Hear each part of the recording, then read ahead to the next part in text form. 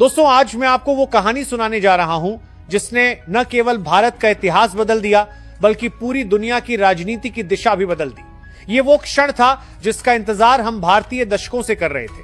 कल्पना कीजिए, न्यूयॉर्क में संयुक्त राष्ट्र महासभा का वह भव्य हॉल, हजारों प्रतिनिधि बैठे हैं, दुनिया की सबसे ताकतवर आवाजें मौजूद हैं और सबकी निगाहें एक ही देश पर टिकी हुई हैं, भारत। फिर अचानक इतिहास रचा जाता है। 193 देशों में से 146 देश एक साथ भारत के समर्थन में खड़े हो जाते हैं। पूरा हॉल तालियों की गड़गड़ाहट से गूंज उठता है। उस समय ऐसा लग रहा था जैसे पूरा विश्व भारत के सामने नतमस्तक हो गया हो।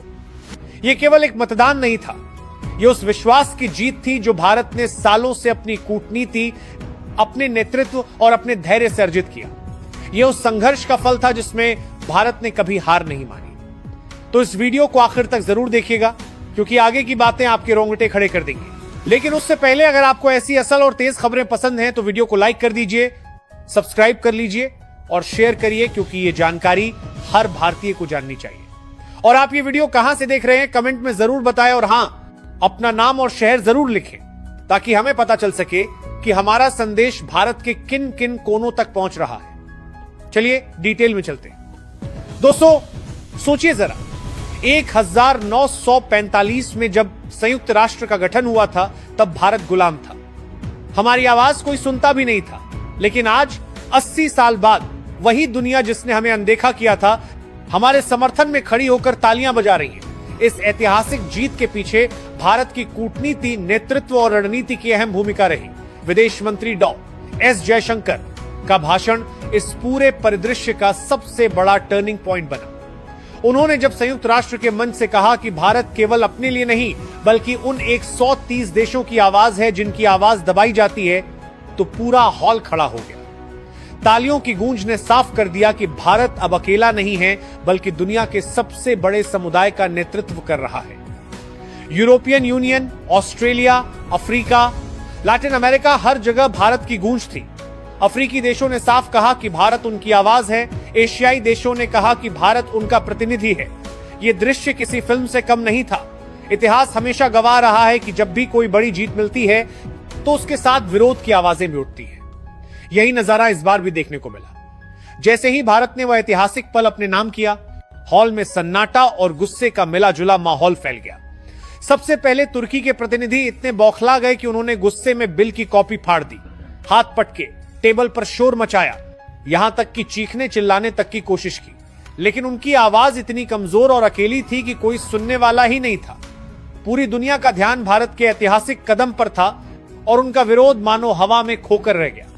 सऊदी अरब का रुख भी पहले सख्त था। शुरुआत में उसने विरोध दर्ज कराने की कोशिश की, लेकिन जैसे जैसे उसे एहसास हुआ कि पूरा हॉल भारत के समर्थन में खड़ा है, वैसे वैसे उसकी आवाज धीमी पड़ती गई। आखिरकार वो भी चुपचाप बैठ गया और सिर्फ तमाशबीन बनकर रह गया। सबसे दिलचस्प नजारा पाकिस्तान का था।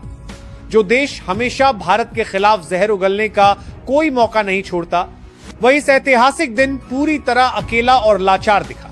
उसकी बातें किसी ने सुनी तक नहीं। ना कोई उसका साथ देने वाला था, ना कोई उसकी ताल में ताल मिलाने वाला। ये वही पल था जब पाकिस्तान की 10 कोम पुरानी रणनीति, उसकी पूरी साजिशें और उसका झूठा नैरेटिव ध्वस्त होता नजर आया। यह नजारा सिर्फ एक राजनीतिक जीत नहीं था, बल्कि दुनिया को यह बताने का संदेश था कि नया भारत अब हर मंच पर मजबूती से खड़ा है। अब भारत की ताकत इतनी बढ़ चुकी है कि उसे नजरअंदाजा करना किसी के लिए संभव ही नहीं है।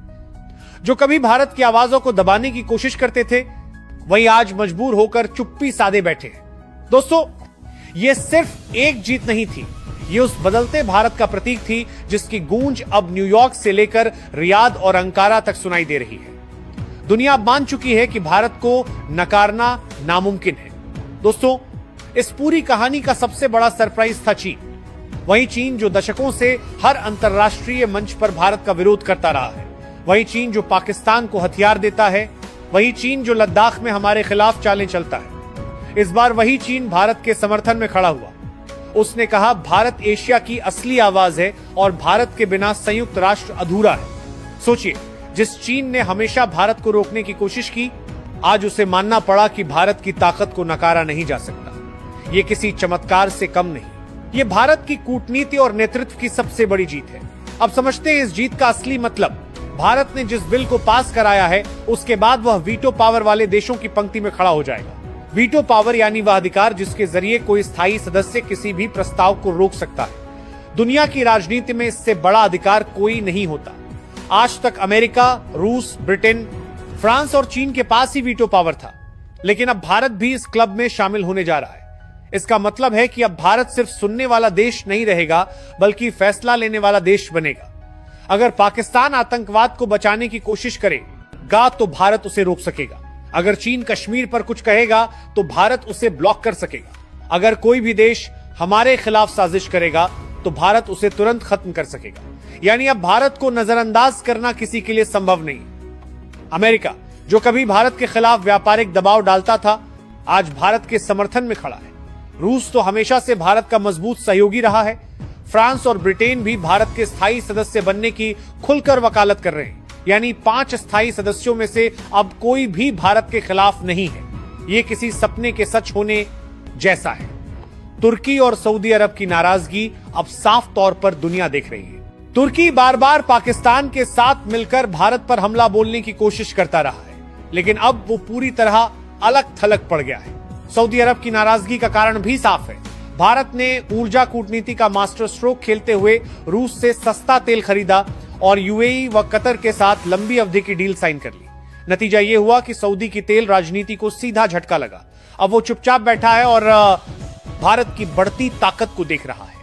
म्यांमार, इंडोनेशिया, वियतनाम, मलेशिया और अफ्रीका के 53 देशों ने साफ कहा कि भारत उनकी आवाज है। जापान और भूटान जैसे देश भी भारत का समर्थन कर रहे हैं। इसका मतलब है कि भारत सिर्फ एशिया का नेता नहीं, बल्कि दुनिया का नया लीडर बन रहा है। छोटे छोटे देश भारत को अपनी आशा और विश्वास मान रहे हैं। यह भारत के लिए सबसे बड़ा सम्मान है। यह साबित करता है कि भारत ने न केवल राजनीति बल्कि पूरी दुनिया का दिल जीत लिया है।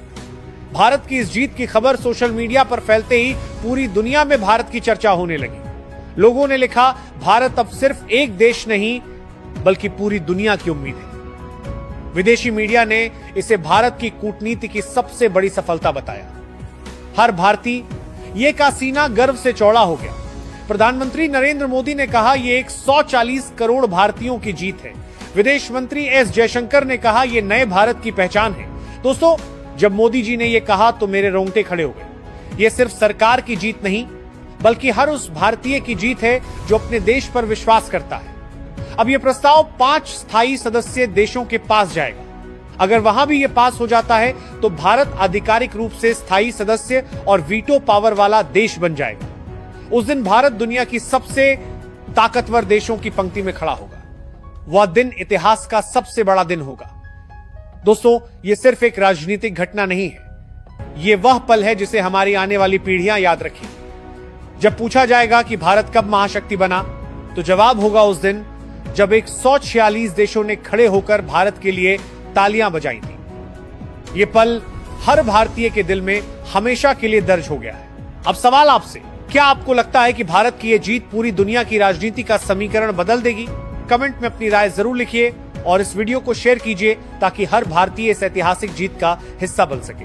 तो इस वीडियो को लाइक कीजिए, चैनल को सब्सक्राइब कीजिए, क्योंकि आने वाला वक्त इतिहास गवाह बनेगा। भारत अब सिर्फ एक देश नहीं रहेगा, बल्कि पूरी दुनिया का नया नेता कहलाएगा। जय हिंद, जय भारत।